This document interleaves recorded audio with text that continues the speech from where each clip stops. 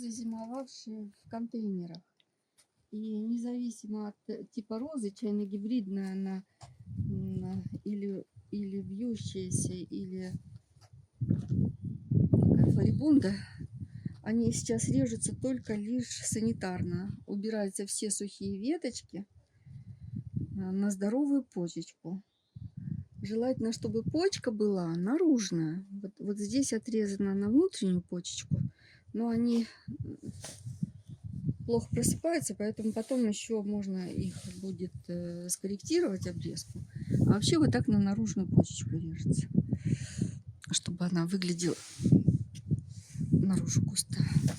После посадки в грунт, когда роза вот разовьется, уже вот хорошо видно, что почки здоровые, нигде нет усохших побегов или где-то болезней, тогда можно корректирующую обрезку не делать, а если в этом есть нужда, то обязательно обрезать. Роза вьющаяся. Вот кончики побегов сухие убираются. И вот здоровая почечка наружу. Мы ее вот так отрежем. В полсантиметра от почки. Вот. Эту веточку тоже так же. И вот это вот и есть санитарная обрезка. На наружную почку. На наружную почку. Но здесь здоровая почка, она хоть и внутрь, но это же вьющаяся роза, у нее побеги разбрасываются в сторону, а тогда они цветут. Вот так расклад, когда здоровый побег прошлогодний, большой, отросший, его необходимо наклонить, и у него тогда вот эти почечки будут расти вверх и все цвести. А если оставить ее стоя стоять, то эти почки могут не дать не проснуться. побегов, да, таких побегов. Но здесь она связана для того, чтобы арочку сделать. Из двух роз сделать арочку. Поэтому пока она не обрезана, даже если она и не проснется на макушке, но арочку чем-то нужно закрепить, поэтому все останется. А сухие листики все обрезаются. А вот эта розочка не очень хорошо перезимовала. Вот, видно, да? Присохли. Вон аж куда нужно обрезать, да? Вот, эта веточка еще непонятно. Скорее всего, она будет кардинально обрезана. Это практически, да, почерневшая. Прям на колечко.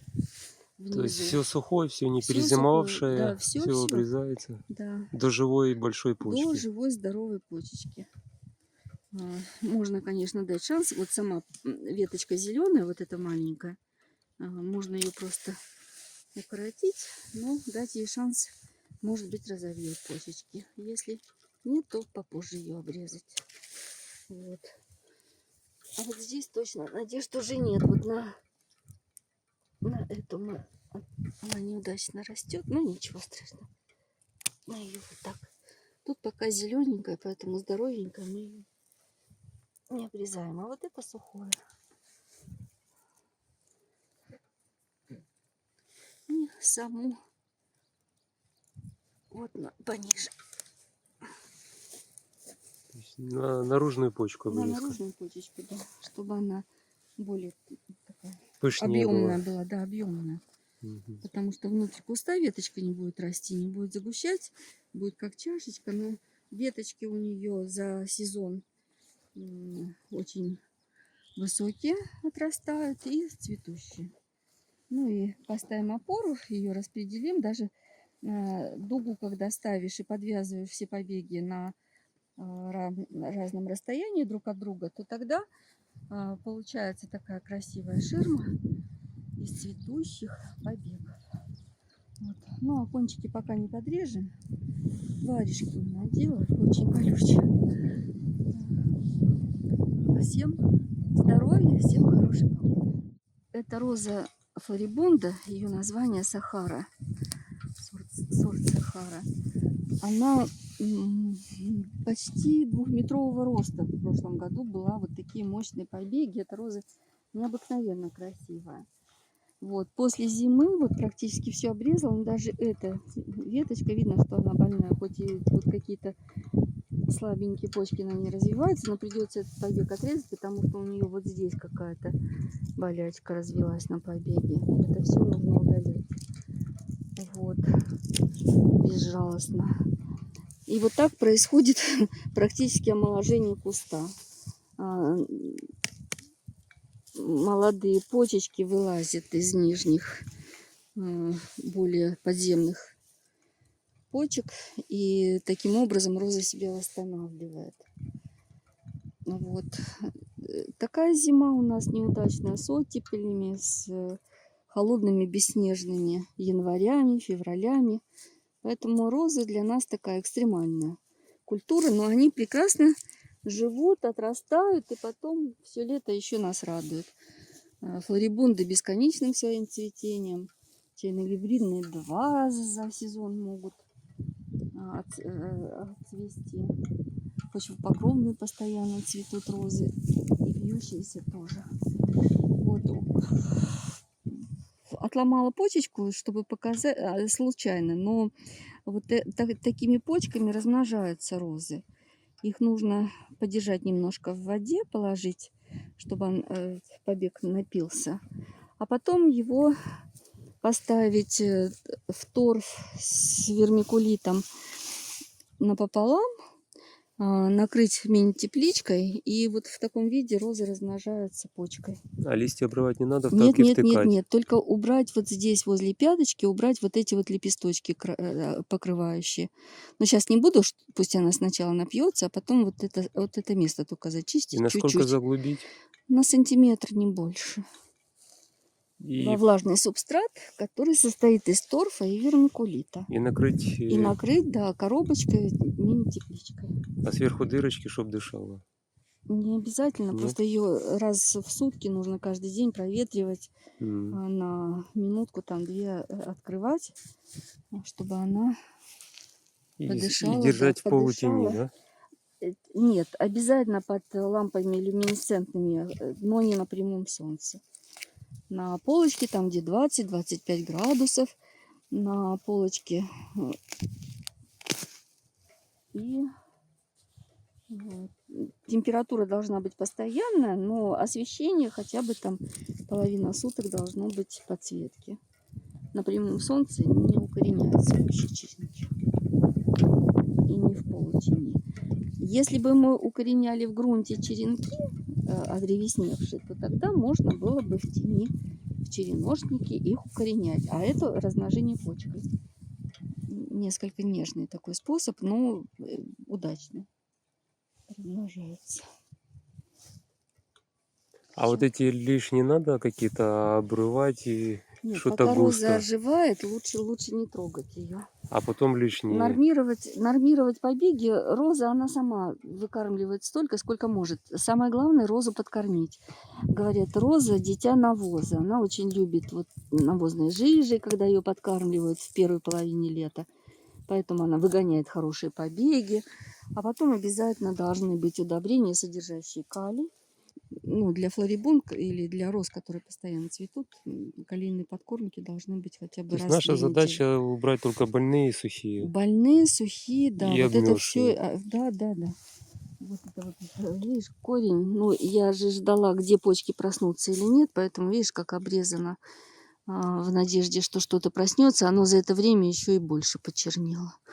Потом это Вот. срезать, да? Конечно, вот этот побег придется срезать, видишь, он больной. Угу. Какой. Поэтому будем только надеяться на вот отрастающие молодые почки, которые дадут потом тоже такие мощные побеги. К сожалению, да, было, ну, на сайте написано, что роза джаз это почвопокровная. На самом деле она больше относится к флорибундам, потому что у нее вот строение скелета такое, такие кисточки, веточки-кисточки, которые цветут за лето несколько раз. И она, видно, что она цвела очень обильно, красиво. Но вот эта зима, показывает, что живыми только у нее остались почечки, которые просыпаются снизу. Вот там, где зеленый побег, вот оттуда почечки показывается, вот с той стороны есть. Мы ее еще не почистили, потому что мы ее пересаживать будем. Она оказалась очень близко к дорожке и цепляет своими ветками за одежду. Поэтому ее сначала надо выкопать, а потом обрезать. Ну, И чтобы ее обрезать легче вот до было. этих А почек, да? потом, да, когда ее уже пересадить на место, то обрезать ее очень сильно до здоровой ткани. И самое главное, сохранить те почечки, которые начали уже развиваться. У старых роз, которые много лет уже растут, убираются, вот всегда видно трехлетние побеги, они вот такие полусухие, у них только на кончиках зелень появляется, да, но это совершенно не декоративно, загущают очень сильно. Поэтому вот такие серые побеги, они хоть и живые, но их нужно удалять обязательно. И в кусте сразу видно, что убрать. Молодые побеги оставляются. Вот это однолетний, это двулетний. По веточкам видно. Вот. А трехлетние все убираются. И получится, ну, тонких побегов тут не особенно много, она их не так много дает за сезон. Но она будет чистая, красивая, нарядная и очень Убирается под самый хорошо. низ, да? Под самый корень, да, Под самый корень. на колечко, там прям возле, ну, где секатор достает у земли. А молоденькие Вот. годичные, двухгодичные их подрезают или оставляют как Нет, есть? если, вот смотри, вот однолетний, да, у него нет разветвления на конце. Видишь, да? Ага. У двулетнего побега всегда есть разветвление. Вот веточка, да? Угу. Ой, и у нее вот уже, видишь, развивается почечки. Здесь только убрать вот эти старые. Почему двулетние? Потому что она цвела. Однолетний же не цвел. Вот, ему нужно убрать цветоносики старые, засохшие обязательно. Их оставляют зачем? Чтобы она как раз хорошо перезимовала. Очень много сахаров накапливают плоды розы, ну, как и шиповник, да? Поэтому их оставляют, их на зиму не отрезают. А весной, вот так, когда уже роза начинает просыпаться, их удаляют. То есть однолетний не трогаем, а двухлетний только засохшие. Однолетний практически всегда он живой, здоровый. Вот он, живой, здоровый, но у него не было цветочков в прошлом году. Он же только вырос. А двулетний цвел, обильно цвел. Видишь, какая веточка была, обильно цветущая. Угу. Вот. Только нужно вот убрать сухие, кончики сухие и вот эти вот цветоносики, которые были, вот они с шиповником, с плодиками были. Вот. Где вот здоровая почечка, вот мы на нее убираем. Здоровая почечка, на нее отрезаем.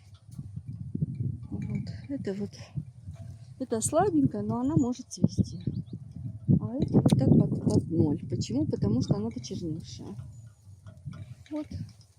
Осталась вот такая у нас красивая, можно сказать, веточка, которая будет цвести. Чем больше золы под розу сыпать, тем ярче у нее будут цветы.